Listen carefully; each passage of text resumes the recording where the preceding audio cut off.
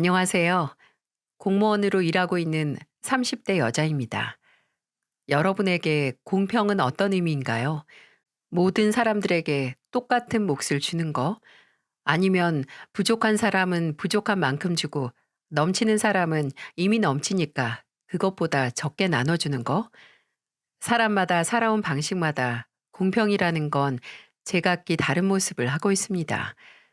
하지만 본인 입으로 먼저 공평을 내뱉었으면 어떠한 경우에도 콩도 단말, 팥도 단말로 나눠야 하는 건 변함이 없겠죠. 제 입으로 평등, 공평, 공정을 외친 인간이 지가 내뱉은 말로 낭패를 본 이야기를 지금부터 해드릴까 합니다. 앞서 저는 지금 공무원으로 일하고 있다고 했지만 사실 대학교 때부터 늘 하고 싶었던 일이 있었어요. 그래픽 디자인 학과를 나와서 웹 디자이너로 꼭 들어가고 싶었던 회사가 있었죠. 3학년 때부터 계속 그 회사를 목표로 취업 준비를 했었는데 인턴도 그쪽으로 나갔는데 회사 분위기도 사람들도 모두 계속해서 그 회사를 희망하게 만들었죠. 그 회사 디자이너는 모두 계약직이라는 게 마음에 걸렸지만 정말 상관없을 만큼 꼭 들어가고 싶었네요.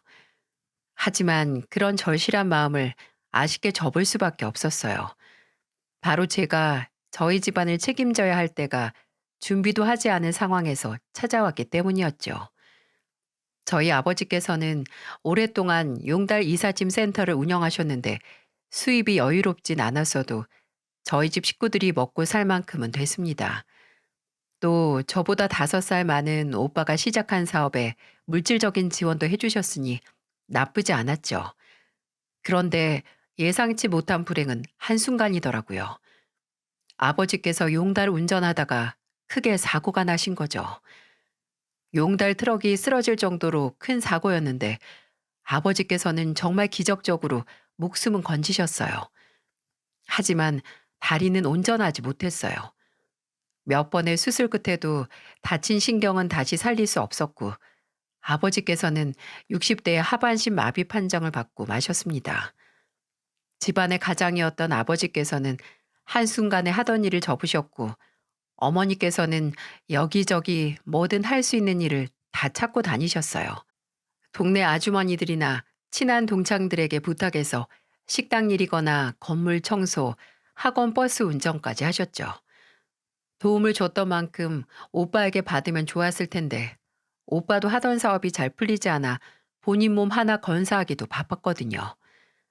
그런 집에서 계약직이라는 꿈의 직장은 너무 큰 위험이 부담되었기에 저는 안정적으로 다닐 수 있는 공무원 공부를 시작했어요.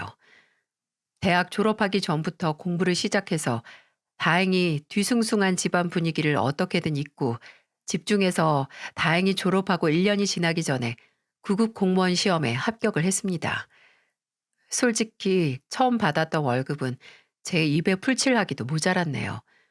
하지만 받은 월급 중 절반 이상을 집에 생활비로 보탰어요. 그리고 두 번째 월급을 받았을 때 신용카드를 만들어서 어머니께 드렸습니다.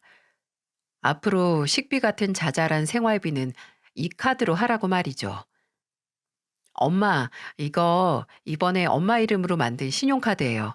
이거 가지고 다녀요. 이런 걸 왜 만들었어? 빛나 네가 무슨 돈이 있다고. 엄마도 일하고 있는데. 내 월급 알면 그만큼 엄마가 알아서 써줘요. 한도는 일단 300으로 잡았는데 그거 다 쓰면 엄마 딸 거덜나요? 엄마 버는 돈으로는 아버지 병원비나 약값 빠져나가는 거 막기 바쁘잖아요. 장 볼 때만이라도 마음 놓고 써요. 알겠어, 딸. 엄마가 우리 딸 생각해서 아껴서 쓸게. 너무너무 고마워. 우리 딸 덕분에 엄마 숨통이 좀 트이겠다. 물론 저 저금할 돈도 얼마 남지 않긴 했지만 부모님께 조금이라도 도움이 된다면 감수할 수 있었어요. 또 저희 부모님께서 딸의 돈을 펑펑 쓰고 그 소중함도 모르는 분들이 아니었기도 했고요. 그런데 받는 월급은 부모님께 드리고 제가 남는 걸 조금 쓰고 저금하고 하느라 딱히 사생활을 만들 시간도 없었어요. 정말 한 달에 한두 번씩 가끔 친구들 만나서 술을 먹는 게 다였습니다. 그렇게 재미없게 사는 저도 하루쯤 놀고 싶었던 어느 20대 후반의 날에 친한 언니를 따라간 술자리에서 남편을 만나게 됐어요. 친한 언니는 지인이 술을 사준다고 나오라고 했다고 함께 있던 저를 데리고 나갔고, 남편은 그 당시 중소기업에 다니던 사람이었죠. 모르는 사람이 많은 자리에서 쭈뼛거리는 제게 먼저 다가와 말을 건 게 바로 남편이었어요. 빛나 씨 맞죠? 근데 앞에 맛있는 거 많은데 왜 안 드세요? 아, 제가 매운 걸 잘 못 먹어서요. 아, 그래서 그랬구나. 그럼 따로 먹고 싶은 거 주문하지.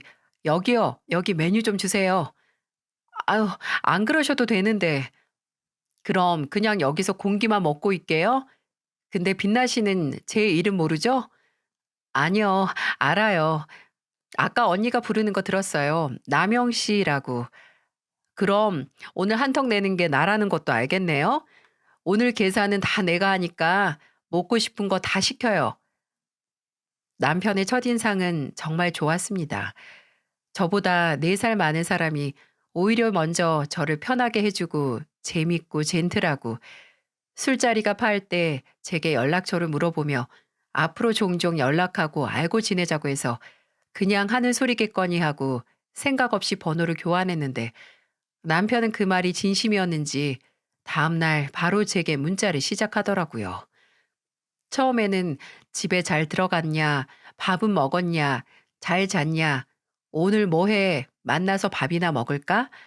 이런 간단한 문자로 시작해서 만났고, 대화를 하고 서로를 알아가기 시작해서 1년의 연애까지 했네요. 그때 남편은 정말 만나면 헤어지고 싶지 않게 시간이 제발 멈췄으면 하고 바라지는 사람이었습니다. 그 소리를 남편에게 했다가 그럼 안 헤어지면 되겠네. 우리 결혼할까? 라는 소리를 듣고 그냥 웃어 넘기다가 어떻게 결혼까지 하게 됐어요. 근데 결혼이라는 건 현실이잖아요. 저는 꾸준히 제 월급을 떼 부모님께 생활비를 드려야 하는 상황이고, 결혼을 한다면 배우자와 합의되어야 하는 사안이니까요. 결혼 전에 그럴 목적으로 했던 대화는 아니었지만 그런 제 상황에 대해 얘기를 나눈 적이 있거든요.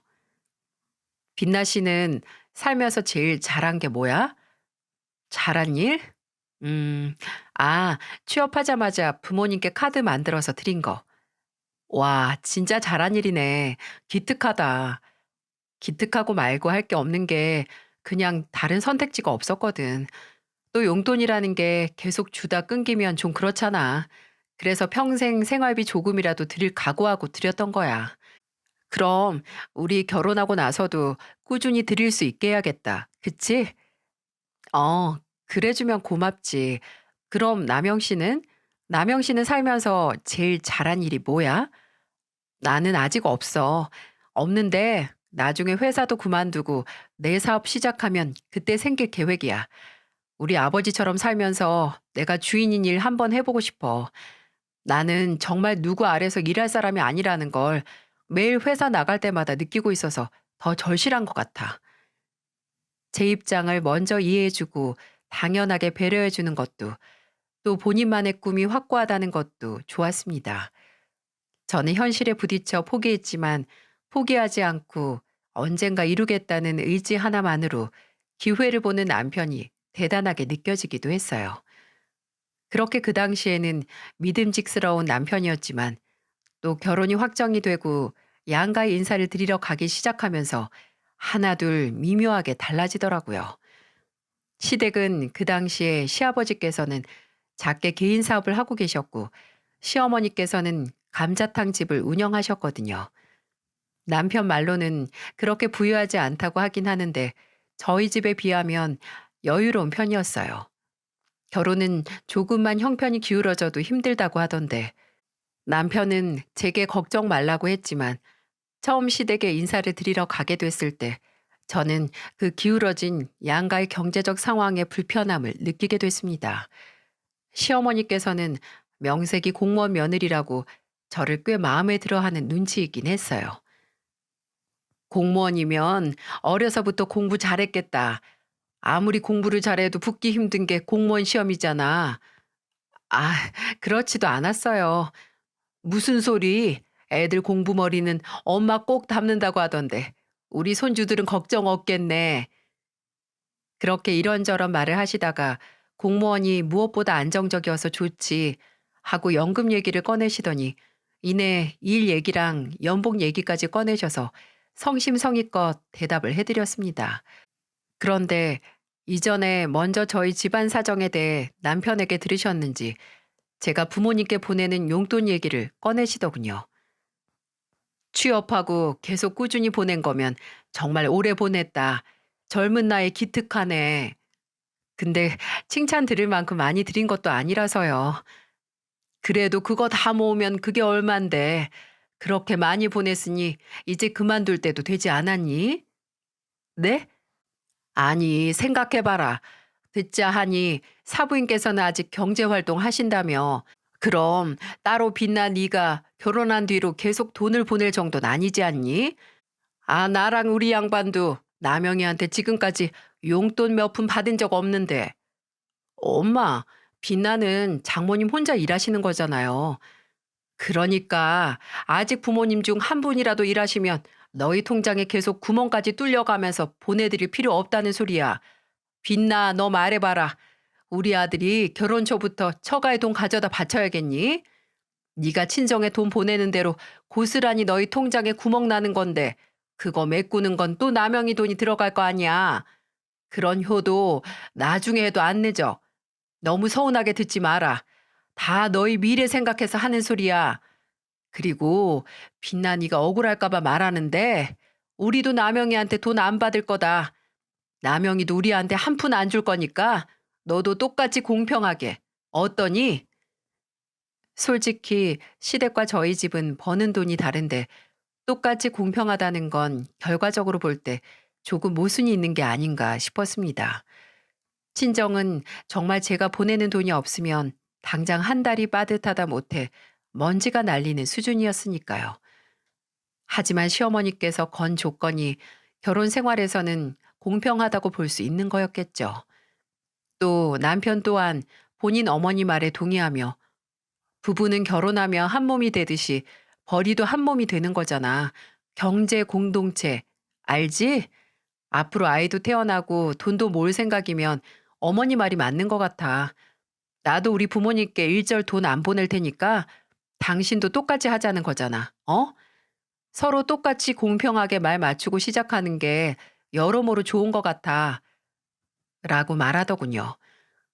나중에 시댁과 남편과 상의 후에 최종적으로 한 달에 한 번씩 딱 30만 원 보내는 걸로 합의를 보고 나서야 남편과의 결혼을 진행할 수 있었어요. 결혼을 하고 나서는 부부가 각자의 친정과 시댁과 완전히 독립된 경제적 주체가 돼야 여러모로 문제가 일어나지 않는 건 맞으니까요. 그렇게 남편과 결혼을 한 후에 꾸준히 친정에 달 30만 원씩 보내게 됐어요. 결혼 후 보내는 돈이 적어진 만큼 어머니께서는 일을 늘리셨지만 부모님께서는 제가 결혼을 해서 이제 남편과 따로 돈을 저축해야 한다는 걸 이해해 주셨습니다. 그런데 결혼하고 4년 만에 의도치 않게 친정에 더 도움이 될 수 있는 기회가 찾아왔어요. 제가 결혼 후에 첫째를 낳고 2년 뒤에 또 둘째를 낳았거든요. 첫째 낳고는 복직해서 일하면서 첫째를 돌보는 게 힘들긴 했어도 어떻게든 되더라고요. 근데 이제 2살 된 아이와 새로 태어난 아이를 두고 복직해서 일을 하는 건 전혀 다른 얘기였습니다. 육아의 마법인지 뭔지 돌봐야 할 자식은 그냥 2배가 된 것뿐인데 제 힘은 대체 왜 4배 이상이 되는 것 같을까요?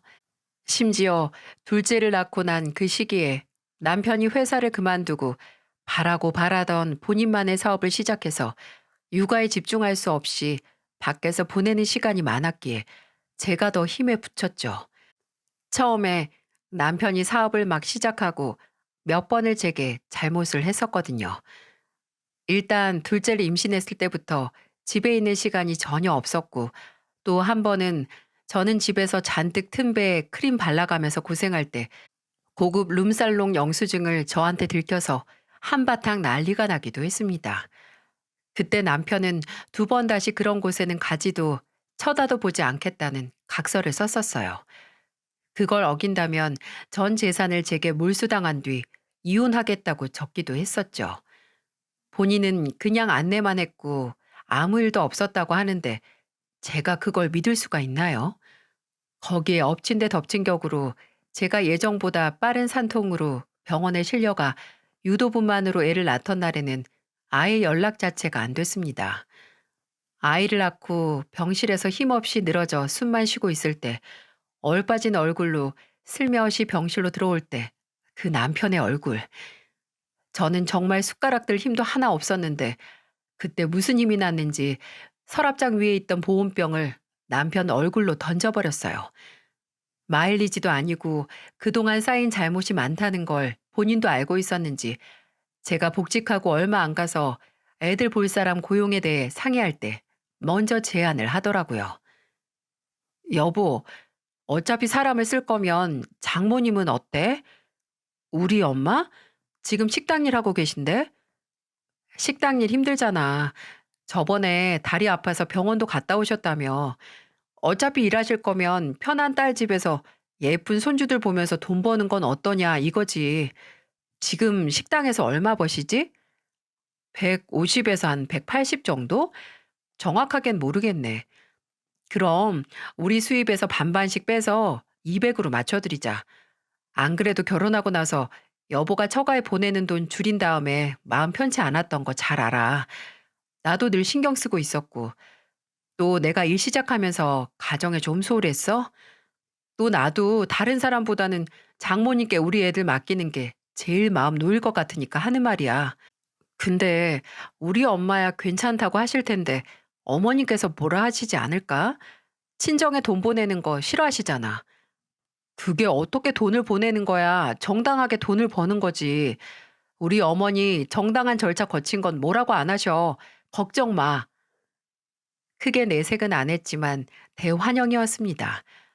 안 그래도 어머니께서 힘든 식당 일을 그만두고 다른 일을 알아봐야 하나 하시던 참이었는데 손주 돌보는 게 식당 일보다 안 힘든 건 아니었어도 그래도 제 집에서 조금이라도 편히 일하시면서 돈도 더 받게 되는 거니까 고민할 필요도 없는 조건이었죠.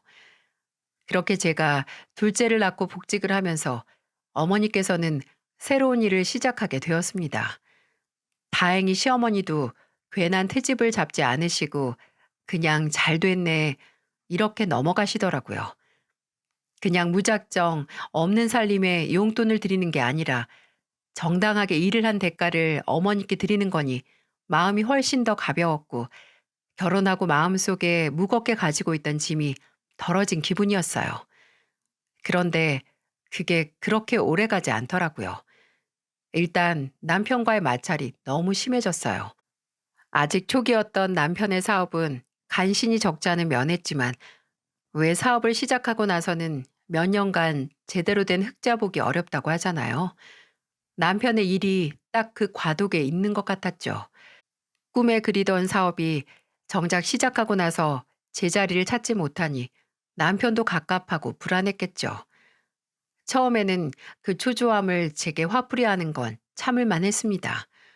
부부이고 사랑하는 사람이 상황이 버거워서 감정 조절을 못하는 거라고 생각하니 그냥 그 순간 눈 딱 감고 넘어갈 만 했어요. 근데 저희 어머니께 우리 애들에게 그 짓을 똑같이 하는 걸 보고 더 이상은 참지 못하겠더라고요. 남편의 예민함은 한도 끝도 모르고 영역을 넓히다가 끝내 어머니와 애들에게까지 영향을 끼쳤어요. 애들이 아빠가 오랜만에 집에 와서 아는 척만 해도 저리 가라고 피곤하다고 하면서 저한테 아직 초저녁인데 애들 재우라고 툴툴거립니다.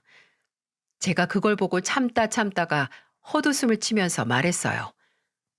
누가 보면 어느 나라 대통령 정도는 되는 줄 알겠다. 집에 와서 애들 한번 안아주기도 힘들 정도로 그렇게 피곤해? 애들한테 다정하게 말하는 거 그거 할 힘도 안 남아있을 정도로 일하다가 들어오는 거야?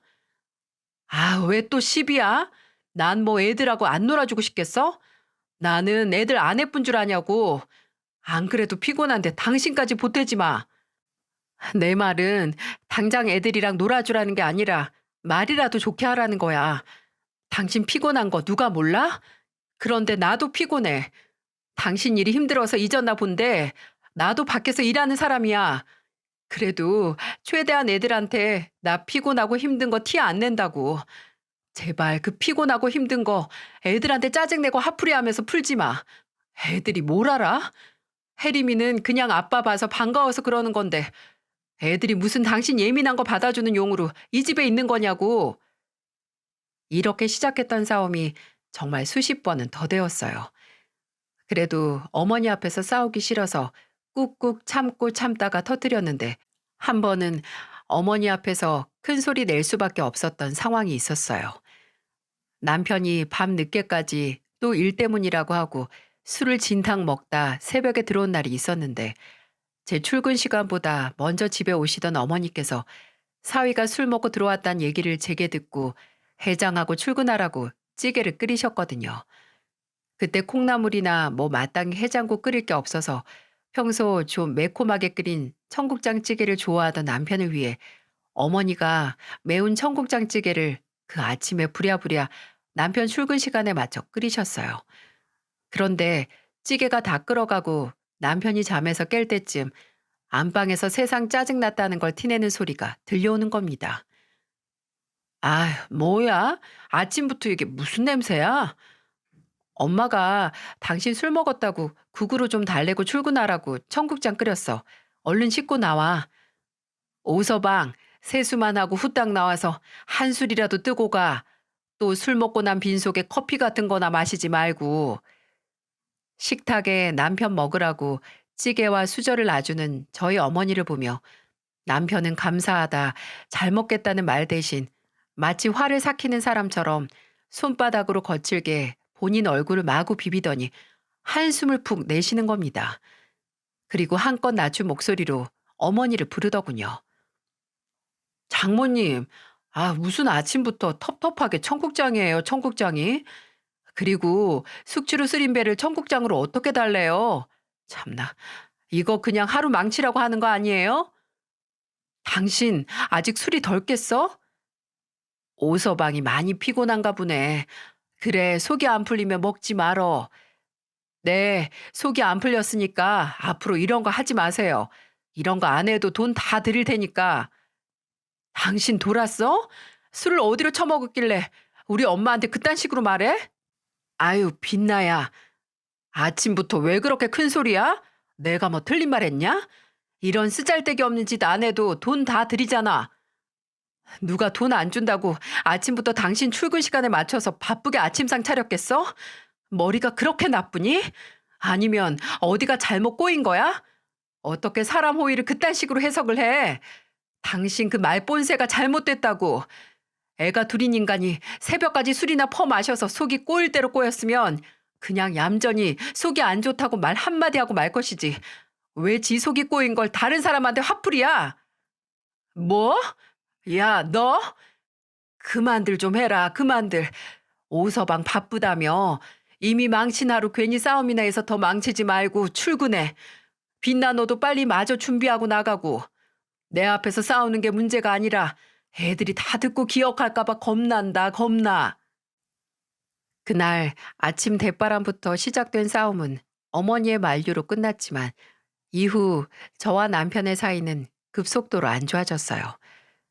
둘 다 평소에는 의식적으로 관계를 개선하기 위해 조심했지만 한 번 어긋나면 끝도 없이 발톱을 세웠죠. 어머니께서 남편 셔츠를 다림질하다 둘째가 울어서 실수로 셔츠가 다리미에 타버렸을 때 제대로 하지도 않고 사고만 칠 거면 왜 하냐고 하며 남편은 어머니 앞에서 그 셔츠를 바닥에 내팽겨치기도 했습니다. 그럼 저는 남편이 바닥에 던진 셔츠를 주워 남편 얼굴에 던지고 그렇게 아끼는 거면 꽁꽁 숨겨뒀다가 당신이 다려 라고 또 발톱을 세워 싸웠어요. 근데 그냥 세우기만 한 발톱으로 실제로 서로에게 상처를 내기까지 한 사건이 발생을 했네요. 참나, 저는 제 결혼 생활에 이런 일이 일어나리라고는 상상하지도 않았습니다. 얼마 지나지 않아 남편이 어머니에게 드리는 월급 절반을 안 보내는 거예요. 남편은 처음에는 자금 빼고 나면 남는 게 없다. 미안하다고 해서 일단 어머니께 제 월급에서 원래 드릴 돈의 반절만 드렸어요. 어머니께서도 그 당시 남편 사업이 어떤지 잘 아니까 알겠다고 그냥 넘어가셨죠. 근데 그게 한 달을 넘어 두 달, 두 달을 넘어 석 달까지 넘어가는 겁니다. 아니 한 번은 그럭저럭 어떻게 넘어갈 수 있어도 석 달은 어머니 고정적으로 나갈 돈이 정해져 있는데 생활이 다 힘들 정도였죠. 그래서 두 달이 지나갔을 때는 제가 제 돈으로 조금이나마 더 드렸거든요. 근데 아무리 제 돈에서 더 드린다고 해도 제 월급도 정해져 있었고 넉 달이 지났을 때 어머니께서 정말 제게 너무 미안한 얼굴로 말을 꺼내시는 겁니다. 빛나야, 내가 네 사정도 오서방 사정도 너무 잘 아는데 당장 너한테 받는 돈으로는 엄마가 너무 힘들어. 네 아빠 병원비랑 약값이랑 하면 거의 바닥이 보이는 돈으로 엄마가 생활을 해야 하잖니. 엄마가 우리 딸한테 이런 말 꺼내는 게 너무 미안한데 이번 달부터 월급을 다 못 주면 엄마가 차라리 다른 일을 알아볼게. 내가 장모가 돼가지고 사위한테 돈 얘기 꺼내는 게 어려우니까 네가 오서방이랑 말해보고 엄마한테 알려줘. 어? 일하고 돈을 다 못 받은 건 어머니인데 그래도 딸이라고 연신 미안하다고 말하는 어머니를 보면서 턱끝까지 무기력한 슬픔이 차올랐어요. 어머니에게는 알겠다고 내가 말해본다고 했고 당장 그 말이 나온 날 남편이 퇴근하자마자 안방으로 불렀어요. 장모님 집에 안 보내? 왜 장모님 안 보내고 방으로 들어와? 당신하고 할 말이 있어서 그리고 오늘 바로 어머니께 말씀드리려고. 뭔데? 엄마 월급 말이야. 벌써 석 달째 제대로 못 드리고 있잖아. 몇 달 모자란 월급을 메꿀 돈 모을 만큼 많이 드리는 것도 아니고 그 월급 반토막으로는 우리 어머니 아버지 돌보면서 생활 못해. 돈 얘기하려고 들어온 거야? 장모님은 밀린 돈 받으려고 밖에서 기다리는 거고? 말 곱게 하지 마. 그런 게 아니야. 그냥 어머니께서 불안해하니까 최대한 빨리 해결하려고 이러는 거야. 나도 괜히 당신 독촉하기 싫어. 독촉하기 싫으면 독촉하지 마. 지금 당장 어떻게 하라고? 내가 대출이라도 받을게. 공무원 대출 받아서 어머니 밀린 월급이랑 앞으로 드릴 월급 해결하는 거. 뭐? 대출? 장모님 돈 드리자고 대출을 받자고? 진짜 장모님도 너무하신다. 아니, 손주 봐준 돈을 딸이 대출까지 받아서 드려야 하는 거야? 아니, 본인 손주들 아니냐고. 다른 사람 애도 아니고 본인 딸 애들인데 기어코 그 돈을 다 받아야겠대? 당신은 왜 사업 시작하고 말을 그딴 식으로 해? 그 돈 그냥 드리는 거 아니야. 우리 어머니가 정당하게 노동해서 받아야 하는 대가야. 당신 입으로 먼저 말했잖아. 정당. 근데 이제 와서 당신이 약속한 그 돈을 다 받아야 하냐고 말을 바꿔? 그게 당신이 평소에 쓰는 사업 기술이야? 본인이 불리할 때 얼굴색 하나 안 바뀌고 말만 바꾸는? 아니, 내 말이 틀려? 그거 몇 달 돈 좀 덜 받았다고 손주들 봐주기 싫다는 거 아니야. 손주들 데리고 지금 협박하는 게 아니면 뭔데? 진짜 난 장모님이 이렇게 돈을 밝히는 사람인지 미처 몰랐지. 돈 욕심 진짜 드글드글 하시네. 그럼 당신 어머니가 한번 해보시라고 하자. 당신 그거 좋아하잖아. 공평. 공평하게 당신 어머니도 우리 어머니가 그랬던 것처럼 몇 달간 약속된 월급 반토막만 받아가면서 애 둘 봐주실지 어디 보자고. 어? 어머님도 손주 봐주는 거니까 군소리 없이 일하실지 보자니까? 뭐? 너 지금 뭐라고 했어? 아니, 우리 엄마가 왜 그 고생을 해야 돼? 겁봐. 당신 매번 반반 공평 얘기만 하지 본인이랑 본인 가족 손해보는 거 절대 허용 안 하는 사람이야. 왜 당신 어머니가 하면 안 되는 고생을 우리 엄마한테는 당연하게 여겨? 당신 어머니가 우리 어머니보다 못한 게 뭔데? 제가 목에 핏대를 세워가면서 소리를 버럭 지르니 눈에 핏발선 남편이 부들부들 떨다 이내 제 뺨을 짝 하고 때렸습니다. 그때는 머리에 피가 몰려서 아픈지도 몰랐어요. 그저 그렇게 공평 좋아하는 사람 뺨을 제 뺨만큼 부어오르게 만들어 줘야겠다는 생각뿐이었죠. 저도 지지 않고 바로 남편의 뺨을 내리찍듯이 때렸고 말로만 화살을 쏘던 싸움은 한순간에 말 그대로 개싸움이 되어버렸어요. 큰 소리에 놀란 어머니께서 들어와 말리시기 전까지 거의 서로 멱살까지 잡을 뻔했네요. 어머니는 거의 몸싸움을 하고 있는 저희를 보며 빽 소리를 지르셨죠. 어머니는 남편을 밀치면서 어떻게 내 딸에게 또 네 아내한테 손을 들 수 있냐고 소리를 지르셨고 제게는 부모와 자식 있는 집에서 대체 이게 뭐 하는 짓이냐고 내가 널 이렇게 키웠냐 화를 내셨죠. 어머니의 따끔한 중재로 저희는 정신을 차리고 일단 어머니에게 사과를 드렸지만 서로 쳐다보지 않았습니다. 그 후에는 남편은 안방에서 저는 애들 방에서 지냈어요. 돈 문제로 이렇게 될 줄은 몰랐는데 솔직히 치욕적이었죠. 남편의 아무 잘못 없고 당당한 태도에 오히려 내가 이상한 건가 하는 말도 안 되는 의문도 들었으니까요. 그 후 거의 1년 반 동안 어머니의 월급은 제 월급에서만 떼어서 드렸습니다. 처음에는 이제 월급을 약속된 것만큼 못 드릴 것 같다고 어머니에게 너무 죄송하지만 다른 일을 하시는 게 낫겠다고 말씀을 드렸는데 어머니는 당장 허리띠를 최대한으로 졸라매도 딸이 혼자 고생하는 건 못 본 척 할 수 없으셨나 봐요. 차라리 일하는 시간을 조금 줄이고 제 월급에서만 조금 떼어서 달라고 하셨죠. 진짜 얼마나 죄송하던지. 어머니께 제대로 된 월급 드리지도 못하고 황혼 육아 맡기는 것도 또 행복하게 사는 모습을 보여드리지 못했다는 죄책감에 한동안 어머니의 눈을 제대로 쳐다보지도 못했어요. 저와 저희 어머니가 갈리는 생활을 몇 년 했는데 더 열이 받는 건 남편의 사업이 점점 호황을 맞았던 겁니다. 근데 이전보다 벌이가 아무리 좋아져도 남편은 제게 어머니께 드릴 정당한 월급의 반을 주지 않고 모른 척 하더라고요. 몇 번 말을 꺼내도 왜? 그걸 왜 내가 줘야 해? 돈 못 주겠으면 당신이 일 그만두고 애 봐. 그럼 되잖아. 라는 말만 해서 저도 더 이상 말을 꺼내지 않았어요. 심지어 생활비조차 지 멋대로 마음 내킬 때만 줬어요. 저는 아무런 성과 없이 그저 감정적이고 육체적인 에너지만 소비되는 싸움을 아예 시작도 안 하고 혼자 참는 걸 택한 거죠. 사람이 힘들면 이성적인 사고나 선택이 힘들어진다는 게 맞는 소리더라고요. 일이 안정기에 들어선 남편은 이전보다 더 밖으로 나돌기 시작했고 집에서 종종 발견되는 여자 향수 냄새가 진하게 나는 와이셔츠나 법인카드로 결제된 영수증을 보아하니 룸살롱도 다시 주기적으로 다니더라고요. 아니, 다시가 아니고 저와 약속한 후로도 계속 다녔는데 증거를 이제 잡은 걸 수도 있겠죠. 그렇게 언제 넘어가도 이상할 것 없는 가느다란 숨처럼 이어지는 결혼 생활 중에 어김없이 피할 수 없는 명절이 다가왔어요. 그 전에는 몇 번 남편과 같이 가는 게 싫기도 하고 남편은 우리 부모님 무시하는데 시댁 가서 웃는 얼굴로 있을 자신이 없어서 종종 빠지기도 했어요.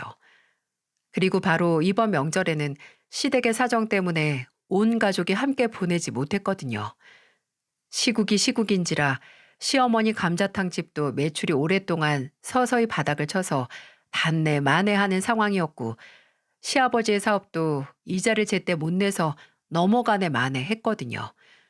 그런 상황에서 명절이라고 모여 즐거운 시간을 보낼 수 없이 그냥 넘어간 거죠. 그런데 그때 명절은 달랐습니다. 시어머니께서 명절 며칠 전부터 제게 연락을 해서 명절 전날 올 거니 첫날 올 거니 뭐 해 먹을까 이러시는 겁니다. 정말 가기 싫었는데 무슨 일인지 오랜만에 기분이 좋아 보이는 시어머니께 이번 명절 안 가겠다고 할 수가 없더라고요. 그렇게 하루 버린다고 생각하자 하루만 꾹 참자 하고 시댁에서 정말 기계처럼 음식 준비하고 시부모님과 대화를 했어요. 골이 깊은 남편과는 정말 필요한 의사소통만 했고요. 이르게 차린 저녁 식사만 마치고 바로 집에 가려고 하는데 어쩐 일인지 시부모님 두 분 다 신이 나셨는지 연신 술까지 드시면서 자리를 끝내지 않으시더라고요. 끝내 시어머니는 많이 마셔서 머리 아프다고 안방에 들어가서 잠드셨고 애들은 거실 구석에서 잠들었네요. 저와 남편 그리고 흥에 취하고 술에 취한 시아버지가 남았습니다. 시아버지는 술의 힘으로 본인이 살아온 날에 대해 어떻게 사업을 시작했는지, 시어머니는 어떻게 만났으며 남편과 서방님을 그동안 어떻게 키웠는지에 대해 마치 위인전 이야기하듯 줄줄 늘어놓기 시작했어요. 도저히 안 끝나겠다 싶어서 애들이라도 작은 방에 눕히고 오기 위해 일어나려고 하는데 한창 기울어진 사업 얘기를 하던 시아버지가 이런 말을 꺼내시는 겁니다. 그게 성공은 못했어도 내 마누라, 내 자식들 굶기지 않을 만큼 잘했던 사업이, 어? 그게 한순간 무너질 뻔했다 이거야. 근데 내가 누구냐? 이 오필석이가 누구냐? 그렇게 쉽게 안 무너진다 이거야. 왜? 다 잘 키운 우리 장남 덕분이지, 응? 우리 장남이 아버지 따라 어엿하게 사업가로 성공해서 이 아버지가 벼랑 끝에 몰렸을 때 도왔다 이거야. 이게 대체 무슨 소릴까요? 도와? 누가 누구를? 하는 쎄한 생각에 도로 자리에 앉았어요.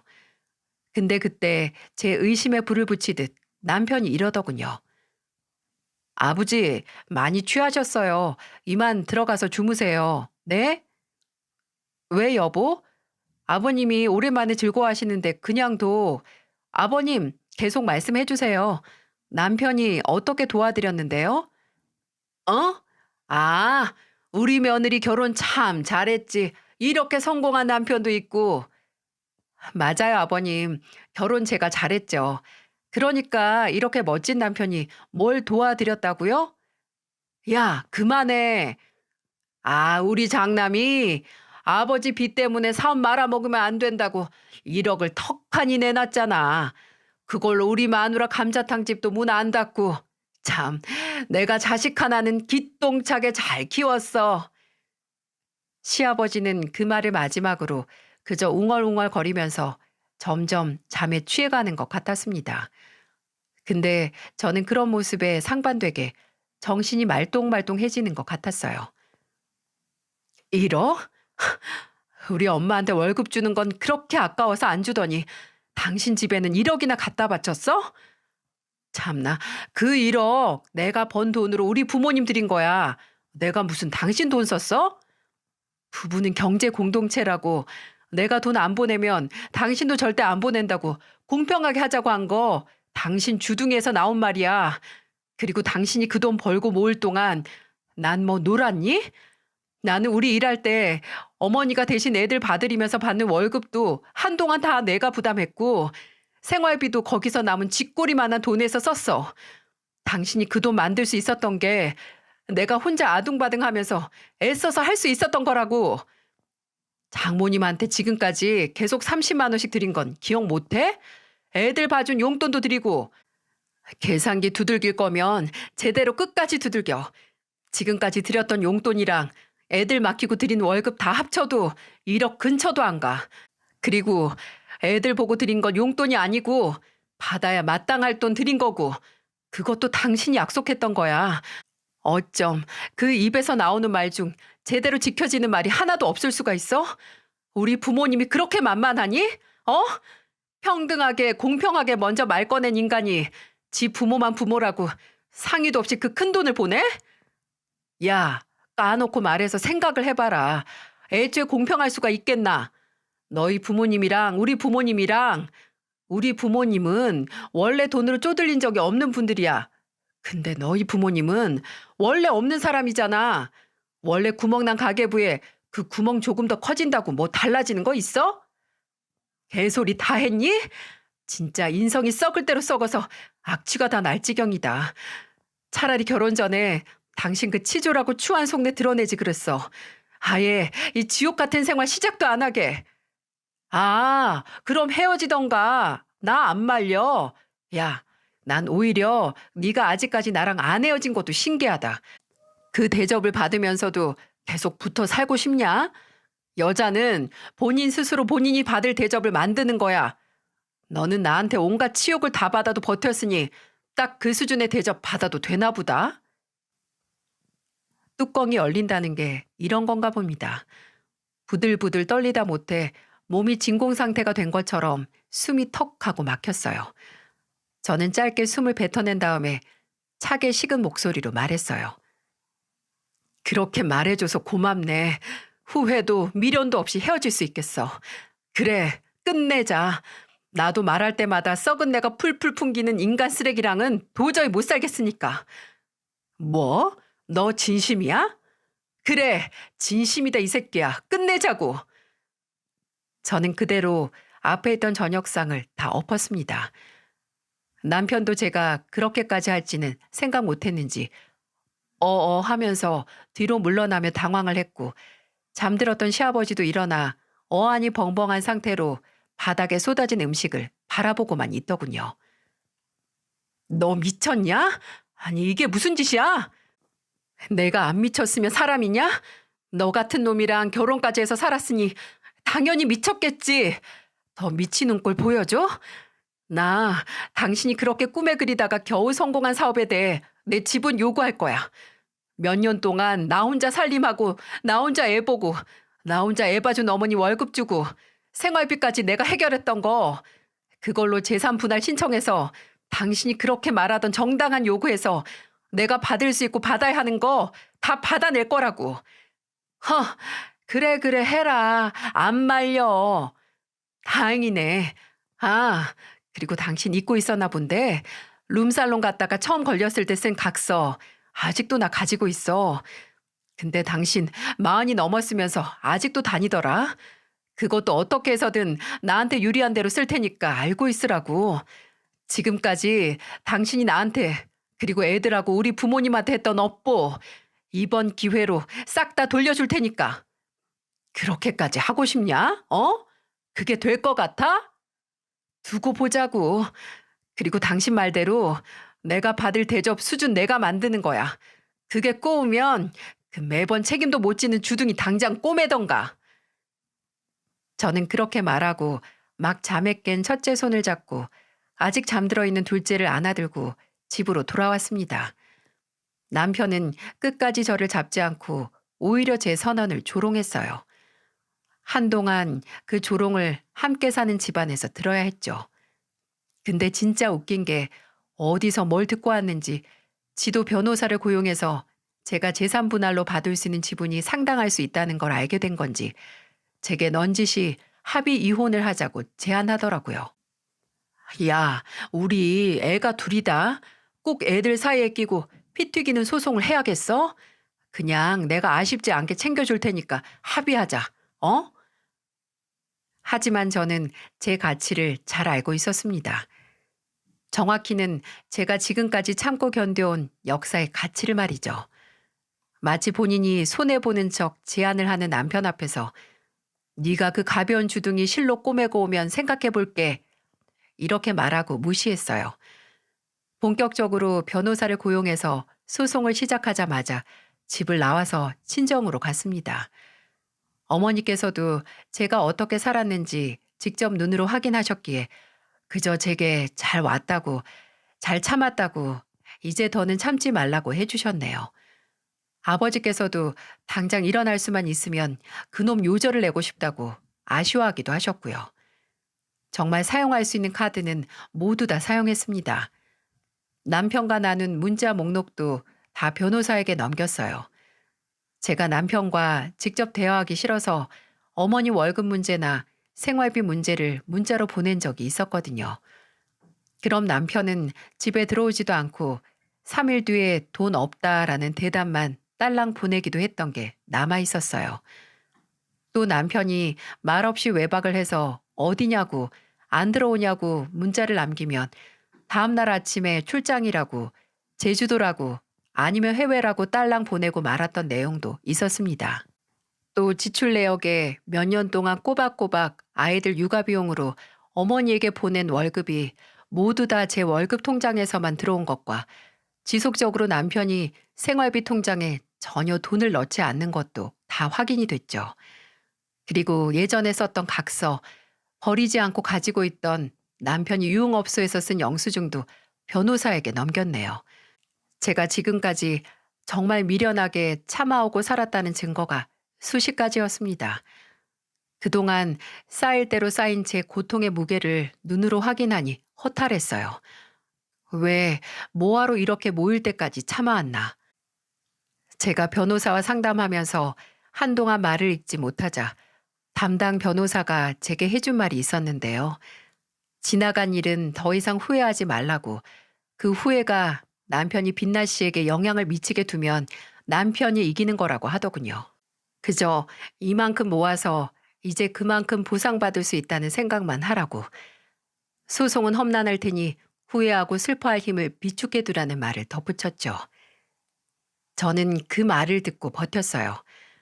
뒤는 돌아보지 않고 제가 당한 수모를 치아받기 위해 지치지 않았습니다. 그리고 드디어 올해 초에 이혼 소송이 마무리가 됐어요. 저는 제가 마땅히 받아야 할 몫을 전 남편에게서 받아냈습니다. 솔직히 정말 전 재산을 받아도 모자랐지만 전 남편이 재판장에서 받아들이지 못하고 억울에 미칠 만큼의 판결을 받고 몫을 받아냈기에 전 만족할 수 있었죠. 솔직히 전 남편과 보낸 시간과 그만큼 참아온 시간을 다짐한 대로 후회하지 않았다면 거짓말이겠죠. 그런데 최선의 판단을 하지 못할 만큼 힘들었던 제가 마흔이 되기 전에 저와 제 아이들을 위한 선택을 할 수 있었다는 게 참 다행이라는 생각도 해요. 근데 왜 먼저 문제를 일으킨 사람은 초반에는 떵떵거리고 아쉬울 것 없이 굴다가 이미 모든 게 끝난 후에 질척거리는 걸까요? 남편은 이혼이 확정된 후에 양육권 교섭으로 자주 제게 연락해서 애들을 보고 싶다. 이번에는 당신도 만나서 대화하고 싶다는 얘기를 부끄러움도 모르고 꺼내더군요. 제게 정말 이대로 끝내고 평생 안 볼 거냐? 당신은 그럴 수 있냐? 혼자 드라마 찍길래 그래, 이런 인간이지. 염치도 수치도 없구나 하고 혀를 끌끌 찼습니다.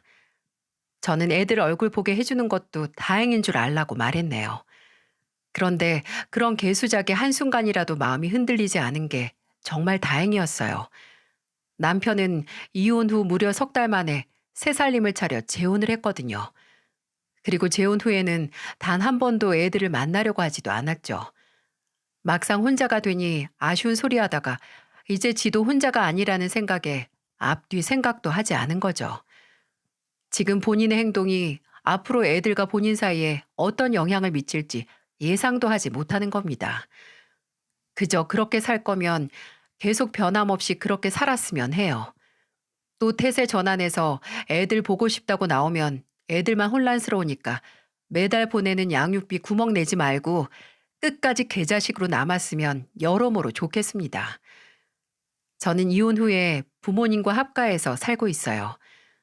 부모님께서 살던 낡은 아파트를 정리하고 제 몫으로 받은 재산과 대출을 조금 보태 부모님과 저 그리고 아이들이 살 수 있는 집으로 이사를 했고 또 결혼 후에 눈치 보면서 제대로 하지 못한 효도 드디어 혼자의 몸이 된 후에 마음껏 하고 있습니다.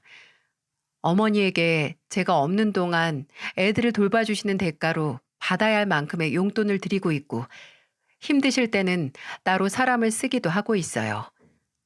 제가 지금까지 받은 고통을 이혼으로 치아받은 것처럼 부모님도 제가 결혼하고 나서 힘드셨던 거 조금이라도 딸로서 보상하고 싶네요.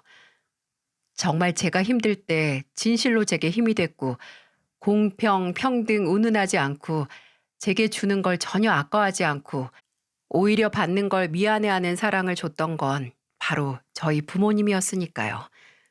그리고 저도 그런 기꺼이 주는 사랑을 저희 아이들에게 주면서 살려고 합니다. 정말 진심으로 사랑한다면 감히 공평하게라는 말을 꺼내지 않는 것 같아요.